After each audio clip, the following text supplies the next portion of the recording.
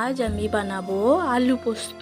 প্রথমে কড়াইয়ে তেল দিয়ে কলাইয়ের বড়িগুলো ভালো করে ভেজে তুলে নেব। ওই তেলে 5 ফোড়ন, পেঁয়াজ কুচি, কাঁচা লঙ্কা দিয়ে ভালো করে ভেজে নেব। তারপর আলুগুলো দিয়ে কিছুক্ষণ কষে তার মধ্যে নুন, স্বাদ মতো, টমেটো কুচি দিয়ে কিছুক্ষণ কষিয়ে পরিমাণ মতো জল দিয়ে 10 মিনিটের জন্য ঢাকা দিয়ে রেখে দেবো।